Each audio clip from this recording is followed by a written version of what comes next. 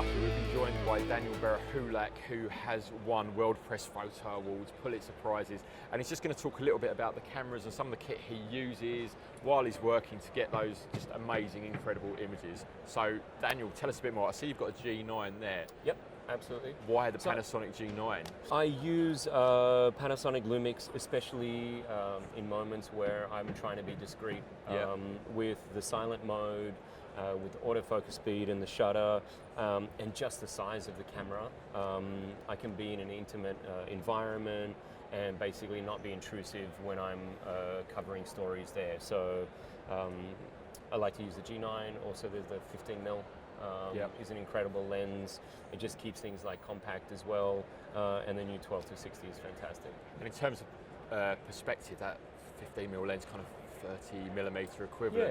Yeah, so it's human eye like. It's vision. human eye. It's more realistic. I like to have that between the 28 and the 35. It's just a little bit wider than the 35. So you have to be there. You have to physically be there with the person photographing them, and having a silent camera like that allows you to kind of get a little closer and just be a little bit more discreet and get photographs that you usually wouldn't be able to get. And do you think that helps the story, the fact you become, you're a lot closer to your subjects and are more involved in it? Yeah, absolutely. You become not intrusive, especially when you're spending a lot of time with people as well, and you may be in their bedroom or in their living room and spending time with them, or a family, and you just moving around. All I need to then worry about, I need to worry about the actual equipment, but I need to worry about just physically me. Yeah. And all they see me is like moving slowly around. They don't have to worry about the sound of the shutter distracting them as they're doing anything. So it actually allows you to shoot for a lot longer as well, because they're not distracted. And any other cameras, kit, lenses that you use? Yep, I also use a Nikon D5 and the D850 as well.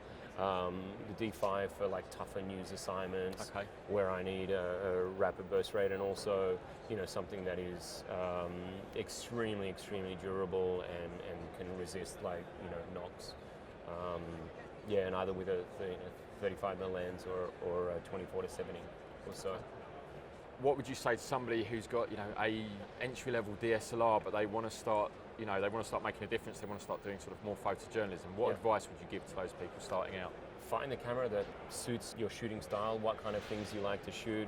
Try a variety of different lenses. I mean, I recommend highly, especially in photojournalism, to get something that's either a 28, a 30, or a 35mm lens, because that will force you to move your feet.